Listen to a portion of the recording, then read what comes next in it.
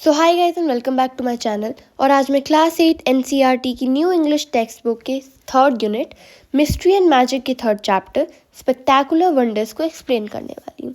तो spectacular wonders हमारे chapter का नाम है। स्पेक्टैकुलर मतलब कोई अनयूजुअल चीज़ जो कि बहुत ज़्यादा अट्रैक्टिंग और इंटरेस्टिंग हो। और इस चैप्टर में हम बहुत सी ऐसी चीज़ों के बारे में पढ़ेंगे जो बहुत ज़्यादा स्पेक्टैकुलर है। ठीक है। So first, let's do these activities before we read. First, look at the pictures given below and sort them into natural and man-made wonders. ये जो pictures हमें नीचे दी गई हैं, इन्हें हमें sort करना है natural और man-made wonders में.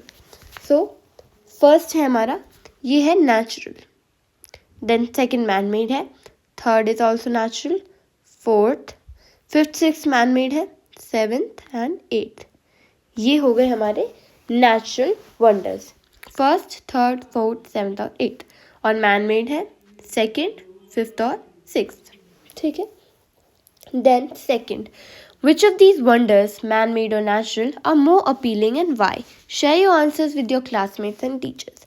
अब इन वंडर्स में से जितनी भी ये जगहें हैं, इनमें से सबसे ज़्यादा सुंदर या फिर अपीलिंग आपको क्या लगा और क्यों लगा? ये आंसर्स अपने क्लासमेट्स को, टीचर्स को बताओ। Then third, work in pairs, write down 2 wonders of nature that have amazed you.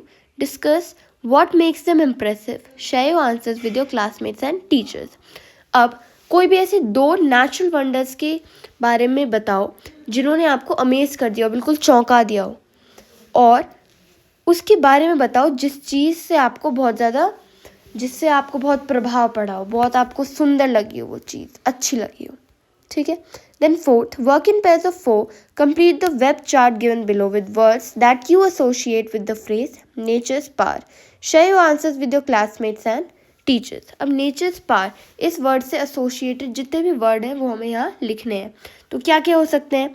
Tsunami, cyclone, famine, earthquake, flood, drought, wild fires, landslides और क्लाउड बर्स्ट। ये सब हो सकता है नेचर्स पावर से एसोशिएट। ओके। देन आता है हमारा चैप्टर। लेट अस रीड में। Let us read. India is home to some of the most mystifying natural phenomena that surprises and sparks our imagination. तो जो इंडिया है उसमें बहुत सारी मिस्टिफाइंग नेचुरल फिनोमिनाज हैं जो हमें सरप्राइज करती हैं। सो मिस्टिफाइंग क्या होता है? मिस्टिफाइंग मतलब कोई भी स्ट्रेंज चीज़ या फिर जिसे एक्सप्लेन करना बहुत इम्पॉसिबल हो, समझा नहीं सकते हम जिसे, बहुत मिस्टीरियस सी चीज़, वो हो गई मिस्टिफाइंग। सो फर्स्ट है the valley of flowers, Uttarakhand. Uttarakhand में सिचुएटेड है द वैली ऑफ फ्लावर्स, बहुत सुंदर जगह है, चमोली डिस्ट्रिक्ट में सिचुएटेड है। पढ़ते हैं द वैली ऑफ फ्लावर्स। ठीक है। The valley of flowers is an eye-catching spectacle with around 600 species of exotic flowers, including orchids, poppies, primulas, marigolds, daisies, and anemones. It's a place where nature blooms in its full glory, offering an attractive view. मतलब जो valley of flowers है वो एक eye catching स्पेक्टैकल है। मतलब eye catching, बिल्कुल आंखें उसे देख के रुक जाए, इतनी ज़्यादा अच्छी जगह है वो। स्पेक्टैकल, स्पेक्टैकल मतलब वही स्पेक्टैकुलर, स्पेक्टैकल कोई भी अनयूजुअल साइट जो अट्रैक्ट करे इंटरेस्ट को आपके। ठीक है। With around 600 species of exotic flowers, जिसमें 600 तरह के फूल हैं। 600 फूल नहीं है, 600 तरह के फूल हैं। फूल तो वहाँ पे बहुत सारे होंगे बट अलग अलग वेराइटीज़ है, स्पीसीज है, तो वो है 600। जैसे कौन कौन से फूल हैं? Orchids, poppies, primulas, marigold, daisies and anemones. अब ये सारे फ्लावर्स के नेम्स हैं, फ्लावर्स के टाइप्स हैं। It is a place where nature blooms in its full glory, offering an attractive view. अब ये एक ऐसी जगह है जहाँ पे नेचर अपनी फुल ग्लोरी में ब्लूम करता है, मतलब बहुत सुंदर दिखता है, अच्छे से खिलता है। ठीक है। जो एक अट्रैक्टिव व्यू क्रिएट करता है। Now next, the track to the valley offers spectacular views of beautiful waterfalls and wild streams. The valley is also home to rare wildlife species like the grey langur, flying squirrel, red fox, lime butterfly, and snow leopard, to name a few. अब यहाँ पे क्या क्या पाया जाता है, जब हम वैली को ट्रैक करते हैं, ट्रैकिंग करते हैं, वहाँ पे चढ़ते हैं पैदल, तो वहाँ पे बहुत सारे स्पेक्टैकुलर व्यूज़ आते हैं, जैसे कि अब वहाँ पे वाटरफॉल्स हैं, वाइल्ड स्ट्रीम्स हैं, और वहाँ पे बहुत सारे रेयर वाइल्ड लाइफ स्पीसीज़ हैं, जैसे बहुत ज़्यादा रेयर एनिमल्स हैं, जैसे कि ग्रे लंगूर है, फ्लाइंग स्क्विरल, उड़ती हुई स्क्विरल, वो यूजुअली कहीं देखने को नहीं मिलती पर वहाँ मिलती है, रेड फॉक्स, लाल लोमड़ी, lime butterfly and snow leopard to name a few, इनमें से कुछ ये जानवर हैं। फिर with the stunning backdrop of the mighty Himalayan ranges, the Valley of Flowers National Park presents an unforgettable experience for visitors. Spread over a huge area in Chamoli district, the Valley of Flowers National Park is UNESCO World Heritage Site. Between the months of May and October, this turns into a botanical wonderland.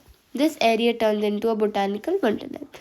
So, अब इसके पीछे valley of flowers के पीछे एक stunning backdrop है किस चीज़ का, mighty Himalayan ranges का। बैकड्रॉप मतलब जो बैकग्राउंड होता है वैसा ही, बैकड्रॉप भी वैसा ही कुछ है।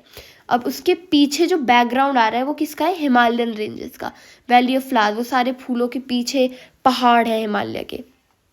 The valley of flower national park, अब ये क्या है, एक नेशनल पार्क है। Presents an unforgettable experience for visitors, अब ये जो एक्सपीरियंस है वैली ऑफ फ्लावर्स का वो बहुत अनफॉरगेटेबल होता है विजिटर्स के लिए, ना भूलने वाला, इतना ज़्यादा यादगार होता है। ठीक है। Spread over huge area in the Chamoli district, the valley of flowers national park is a UNESCO world heritage site. अब ये क्या है, एक यूनेस्को वर्ल्ड हेरिटेज साइट है द वैली ऑफ फ्लावर्स। ठीक है, और ये कौन से डिस्ट्रिक्ट में, उत्तराखंड के चमोली डिस्ट्रिक्ट में। Now between the months of May and October this area turns into a botanical Wonderland. अब मई और अक्टूबर के मंथ्स के बीच में ये क्या बन जाता है, एक बोटैनिकल वंडरलैंड। बोटैनिकल मतलब प्लांट से रिलेटेड। ठीक है। देन सेकेंड है हमारा the living root bridges Meghalaya. ठीक है, इसे पढ़ते हैं। Imagine building a bridge without the use of cement, stones, concrete, etc. Is it possible? The living root bridges are incredible feats of engineering built by the indigenous people of Meghalaya. The living root bridges are one of Meghalaya's most beautiful tangible UNESCO World Heritage Sites. So, आप कभी कुछ ऐसा bridge सोच सकते हैं जो ना तो बिना सीमेंट के जो जिसमें ना कोई सीमेंट हो, स्टोन हो, कंक्रीट हो। क्या पॉसिबल है? नहीं, हमें ऐसा लगता है लेकिन है। The living root bridges are incredible feats of engineering. अब जो लिविंग रूट ब्रिजेस होते हैं मतलब जो पेड़ हैं उनकी रूट से, उनकी जड़ों से उनको ट्विस्ट वगैरह करके उनसे ब्रिजेस बनाते हैं जो कि स्ट्रॉन्ग होते हैं काफ़ी। फीट्स मतलब ऐसे डिफ़िकल्ट टास्क जो अचीव करने में बहुत डिफ़िकल्ट हो, स्पेशली वो जिनमें बहुत सारी स्किल की ज़रूरत हो। ठीक है। अब इन लिविंग रूट ब्रिजेस को बनाने के लिए बहुत सारी स्किल तो चाहिए ही, और ये डिफ़िकल्ट भी हैं। ऐसे थोड़ा ना, बहुत ईजी थोड़ी ना होगा। जड़ें भारी भी होती हैं और उन्हें ट्विस्ट करना एक दूसरे में बहुत टफ भी है। ठीक है। देन ये कौन बनाता है, build by the indigenous people of Meghalaya, जो लोग वहाँ के लोकल हैं, वहाँ पे रहते हैं मेघालय के। The living root bridges are one of Meghalaya's most beautiful tangible UNESCO world heritage site. अब जो लिविंग रूट ब्रिजेस है वो मेघालय के सबसे beautiful tangible UNESCO world heritage site है। यूनेस्को वर्ल्ड हेरिटेज साइट्स हैं ये। टैंजिबल मतलब नोटिसेबल।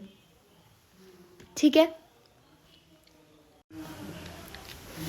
नोटिसेबल या फिर कोई भी चीज जिसे हम देख सकते हैं, नोटिस कर सकते हैं। ठीक है। Then crossing the many waterways without bridges was difficult for people in the past during monsoons.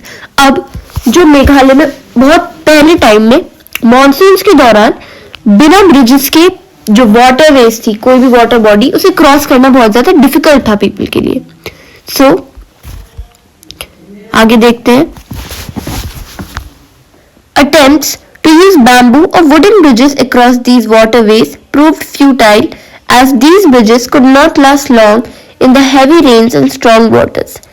Living root bridges are an innovative and indigenous solution to these age-old problems. So, जब पहले लोगों ने जब इतना डिफिकल्ट था waterways को cross करना, तो उन्होंने क्या करा, बैम्बू और वुडन ब्रिजेस को बनाने की कोशिश करी, लेकिन उनको जो उन्होंने बैम्बू ब्रिजेस बनाए या फिर वुडन ब्रिजेस बनाए, उनके अटेम्प्ट बिल्कुल फेल हो गए, फ्यूटाइल साबित हो गए.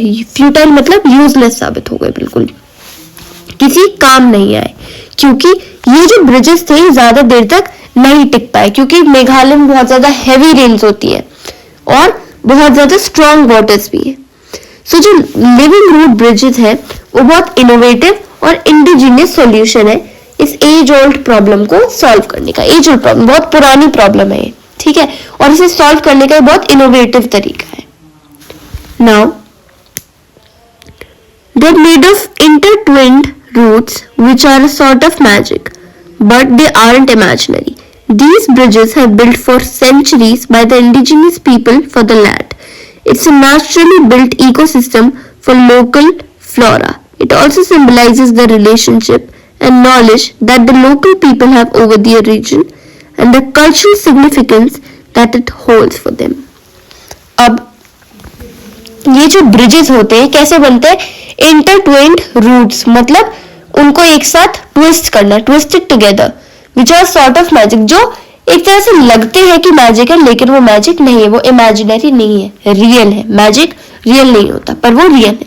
ये जो ब्रिजेस है ये बहुत सेंचुरीज पहले से बनते आ रहे हैं, सेंचुरीज मतलब कई सौ सालों पुराने टाइम से बनते हुए आ रहे हैं. वहां के लोग इन्हें बना रहे हैं क्योंकि उनको एक प्रॉब्लम थी, राइट. अब it's a natural built ecosystem for local flora. Flora मतलब नेचुरल चीजें, पेड़ पौधे फूल ये सब, ठीक है, ये सब हमारा फ्लोरा में आता है. ऐसे ही होता है फौना, फौना मतलब वाइल्ड लाइफ होता है. सो ये एक नेचुरल बिल्ट इकोसिस्टम है लोकल फ्लोरा के लिए. अब ये और क्या सिंबलाइज करता है, the relationship and knowledge that the local people have over their region and the cultural significance that it holds for them. अभी क्या सिम्बलाइज करता है, जो पुराने लोग थे उनकी रिलेशनशिप और उनकी नॉलेज जो उनके पास थी उस रीजन को लेकर और उनके कल्चरल सिग्निफिकेंस को लेकर, ठीक है. Under ideal conditions a root bridge is thought to be able to persist for hundreds of years. These bridges frequently rise 50 to 100 feet in the air. The state's longest living root bridge is said to be a whopping 175 feet in length. अब जो ये living root bridges होते हैं, माना गया है कि ये जो ब्रिजेस हैं ये कहाँ तक रह सकते हैं, 100 ईयर्स के लिए रह सकते हैं, 100 साल तक ये रह सकते हैं बिना टूटे, अगर इनकी जो क्लाइमेटिक कंडीशन है वो बिल्कुल सही रही, राइट. मतलब ज्यादा कुछ बाढ़ वगैरह नहीं आई तो नॉर्मली 100 साल तक चलेंगे. ये जो ब्रिजेस होते हैं ये फ्रीक्वेंटली 50 से 100 फीट हवा में उड़ते हैं, ऊपर को आते हैं, ठीक है. और जो मेघालय का सबसे लॉन्गेस्ट लिविंग रूट ब्रिज है, सबसे लंबा, वो कितना है, वूपिंग मतलब ह्यूज, बहुत बड़ा, 175 फीट है लेंथ में. There are approximately 100 or so known living root bridges across different villages. अब मेघालय में 100 से भी ज्यादा लिविंग रूट ब्रिजेस है अलग अलग विलेजेस में, ठीक है. द नेक्स्ट है the Lonar crater lake, Maharashtra. अब महाराष्ट्र में एक लेक है द लोनार क्रेटर लेक. अब इसके पीछे भी एक बहुत अच्छी सी स्टोरी है, ये पढ़ते हैं. So, the Lunar Crater Lake is a geological wonder nestled in the town of Lonar in Buldhana district, Maharashtra. अब जो लोनार क्रेटर लेक है वो जियोलॉजिकल वंडर है, ठीक है ना, बहुत सुंदर है. Nestled in the town of Lonar. Nestled मतलब छुपी हुई है, मतलब आधी छुपी हुई है, मतलब ठीक है ना, हाफ हिडन है या फिर शेल्टर्ड पोजीशन, ठीक है, उसको शेल्टर मिली हुई है. कहाँ, in the town of Lonar in Buldhana district, Maharashtra. Maharashtra क्या है, हमारा इंडिया का स्टेट है, उसके बुल्धाना डिस्ट्रिक्ट के लोनार टाउन में ही है Lonar crater lake. It is believed to have been formed thousands of years ago. अब माना जाता है कि ये कई हजार सालों पहले से बनी हुई है. This ancient landform, consisting of a giant hole, came into existence when a colossal meteoroid, blazing at an extremely high speed, crashed into the earth, leaving behind a stunning mark. अब ये कैसे बना? ये जो एंशियंट लैंडफॉर्म है ये कैसे बना? ये एक बहुत जाइंट सा होल है, बहुत बड़ा होल है जो कैसे बना? एक कोलोसल मेट्रॉइड, कोलोसल मतलब एक्सट्रीमली लार्ज, बहुत ही ज्यादा विशाल, बहुत बड़ा मेटेरॉइड. मेटेरॉइड आप सबको पता होगा, ज्योग्राफी में हम सब पढ़ते हैं, ठीक है. तो एक बहुत ही विशाल सा meteoroid blazing at an extremely high speed, मतलब बहुत ज्यादा तेज स्पीड से वो आ रहा था और वो अर्थ पे टकराया, जिससे ये एक स्टनिंग सा मार्क, ये बहुत अच्छा गोल सा मार्क बन गया. अब it's only crater in India formed in a basaltic rock by meteoroid impact and ranks as the third largest in the world, placing it among the top 5 largest craters globally.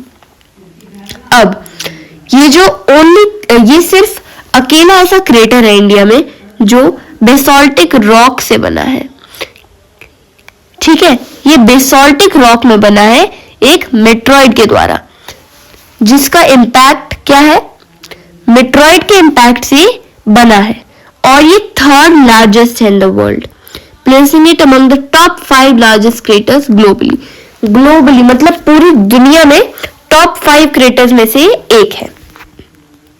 Next, the craters perfectly circular depression cradles a unique saline lake at its core, creating a striking visual contrast against the surrounding rugged terrain. अब जो crater का बिल्कुल perfect circle shape है ना, depression मतलब ये गहराई में है, जो इसका शेप है, क्रैडल्स मतलब होल्स, होल्ड करता है एक यूनिक सैलाइन लेक को एट इट्स कोर.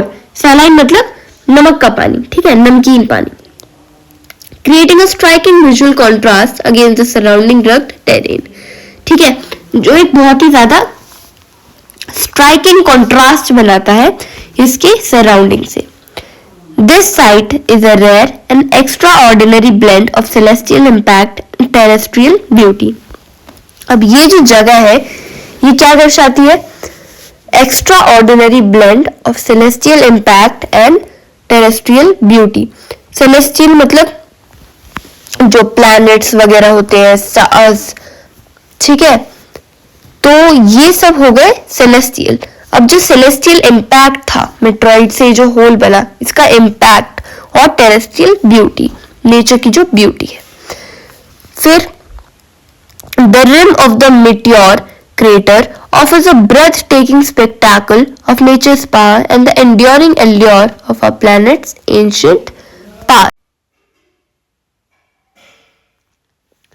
अब हमारा फोर्थ है the magnetic hills in Leh district Ladakh.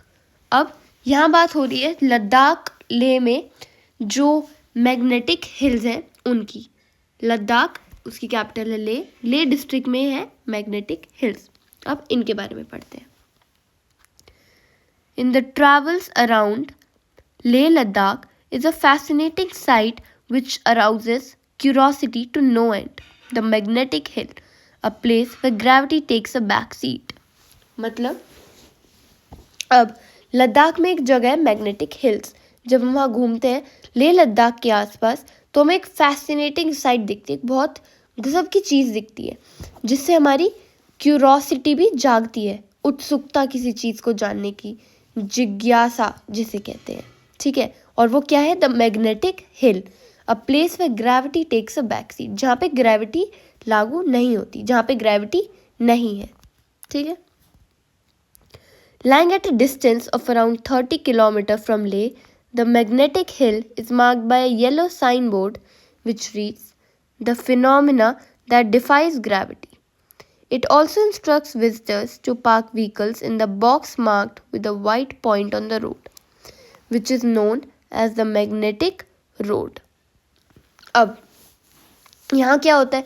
जो मैग्नेटिक हिल्स है वो लेह से कितनी दूर है? 30 किलोमीटर दूर है, ठीक है।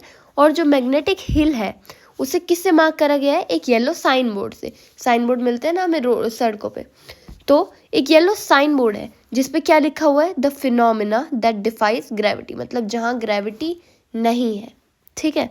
It also instructs visitors to park vehicles in the box marked with a white point on the road. अब ये और क्या कहता है?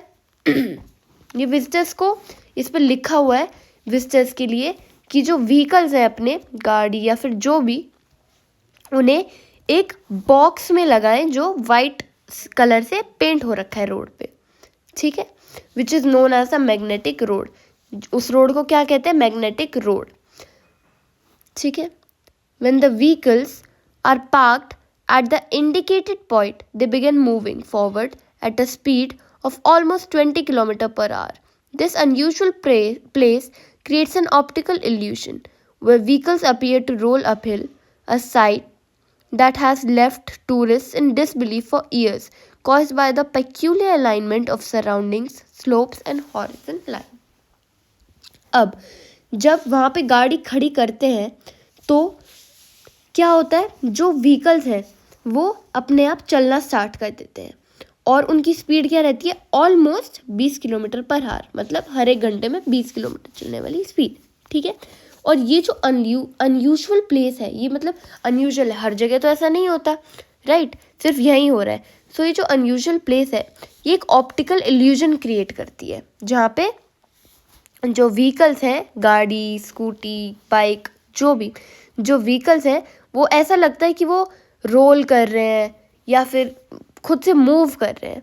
ये एक ऐसी जगह है जिसने टूरिस्ट को डिसबिलीफ में ला के रख दिया, मतलब कोई यकीन ही नहीं कर पा रहा देख के भी कि ये हो क्या रहा है, ठीक है, कई सालों तक। और ये सब क्यों हुआ है? Peculiar alignment of surrounding slopes and the horizon line.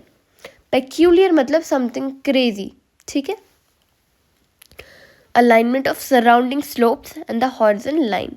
अब क्रेजी सा जो अलाइनमेंट है उसके आसपास की स्लोप्स का, माउंटेन्स की, और होराइजन लाइन।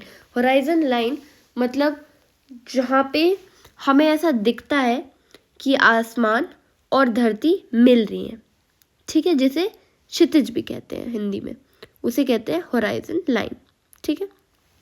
तो that's it for today's video. अगर आपको कोई भी डाउट है तो आप कमेंट सेक्शन में मेरे से पूछ सकते हैं। पार्ट 2 में मैं बाकी के टॉपिक्स जो 3 बचे हैं, glowing waters of Kerala, the Sundarbans और द इनविजिबल चंदीपुर बीच उड़ीसा, ये तीनों टॉपिक्स मैं कवर करूँगी। सो अगर आपको वीडियो अच्छी लगी हो तो प्लीज़ सब्सक्राइब करना। बहुत सारे लोग वीडियो तो देखते हैं लेकिन सब्सक्राइब नहीं करते। सो प्लीज़ अगर आपको वीडियो अच्छी लगी तो सब्सक्राइब करना। Your support means a lot. Thank you. Stay tuned. Bye bye.